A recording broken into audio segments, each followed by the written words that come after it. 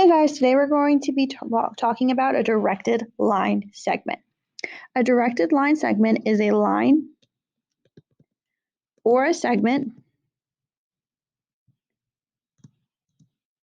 that is partitioned. Now, when I say the word partitioned, what I'm really talking about is that it's divided. So we're dividing the line into a ratio. So a directed line segment is when you take a line or segment and you partition it into a ratio or divide it into a ratio. So let's take a look at what I mean by that. So for the first one, it says, what if the line segment AB is on the coordinate plane? Find the coordinate of Q if it still divides the line segment into a ratio of 1 to 2. Lots of things there, but let's go into the important part. Let's say that we're find the coordinates of Q, so we need to find Q, for AB with a ratio of 1 to 2. So the first thing you need to do is you need to find your total ratio. Your total ratio is when you take the 1 to 2 and you add them. So 1 plus 2 is 3. So we want 3 total parts. So that's always your first step, is to find your total ratio. Now to do this graphically, I need to figure out how far right and how far up we went. So to the right, I'm at A. I went, this is the whole line. I'm just going to draw the line to make it easier to count. So that's 1, 2, 3, 4, 5, 6, 7, 8, 9 spaces. And then we went up 1, 2, 3, 4, 5, 6 spaces. Okay, so I need to take these and divide by 3.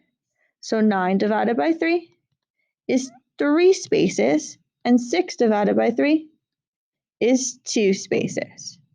So that means I'm just going to take my point from A and I'm going to count. Right, 1, 2, 3, up 2. There is my point. 1, 2, 3, up 2. That is my point. 1, 2, 3, up 2. I end up at B. By doing this, you're going to see that I have 3 sections. They are section 1, section 2, and section 3. To figure out where Q is, you need to go to your ratio, and you see how this says 1 section here? That means I should have 1, and the other should have 2. The point where they meet is my point, so it's right here in the middle. So that is right 4, up 4. So Q is 4, 4. Again, graphically is really nice because you just plot it out, count it out, and then find the matching based on the ratio. So this was 1 and then 2. So I did 1 section and then 2, and in the middle, that's the point. The problem is that I don't always give you graphs, and you need to be sure that you still can do this algebraically. So there is a method to do this algebraically. It's super similar to what we did, but we have to first find this 9 and 6 a little bit differently. So your first step is exactly the same as before. You need to find your total ratio. So you're just going to add your ratio for the total. But your second step is new. So we need to find the changes in X and the change in Y. So you need to find changes delta, so change in X, and change in Y. So again, that delta means change.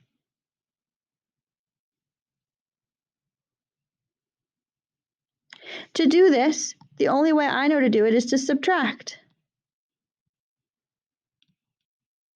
So we need to just subtract the points. Once you have that change, you're going to multiply by the first number in the ratio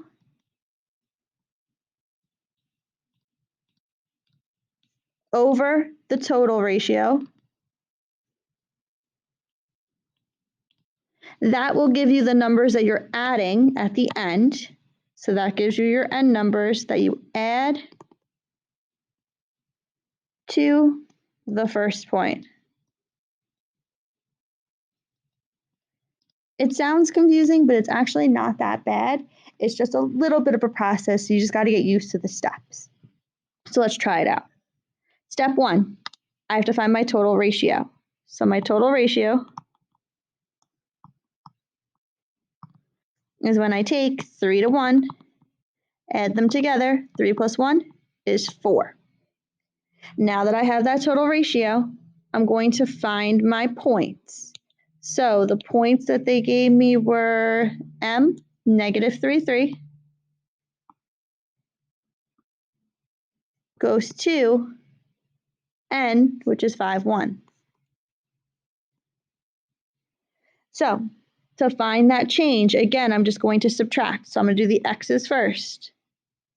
I'm doing n, which is 5, minus negative 3. So again, this is my x. So 5 minus a negative is a positive, so I get 8. Now I'm going to do the same thing with my y's. For my y change, I have 1 minus negative 3. So 1 minus negative 3 is 4. So I'm going to put those over to the side so it's easier. My change in x is 8. My change in y is 4. If you find a different way to find those instead of the way I wrote it, that's perfectly fine. Just make sure you're subtracting the second point minus the first to get your numbers. Okay, step 3. Take your first number in the ratio, 3. Multiply it by 3 over your total. When I do that, I get 8 times 3/4 is 6. 4 times 3/4 is 3. Okay, last step, that's not your final thing. You need to go back, take your first point. So the first point they told me was m. So m, which is negative 3, negative 3. And I'm going to add 6 to x, add 3 to y. When I add those, why does it keep doing that? When I add those, you get your final answer. So add 6, add 3. Final answer is not m, so I can't write m, is 3, 0. I'd say something super important. You can't write m because that's not the actual answer. It told me to find the coordinates of point P, so I need to make sure I label it what they told me to. So P.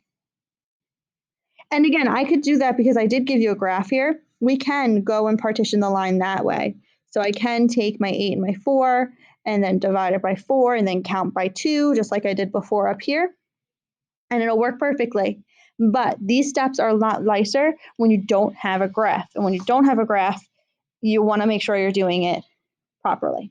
So let's practice this 2 more times before we call it for today. I'm going to skip 3 for now. We're going to go to 4. Okay. So step 1, find your total ratio.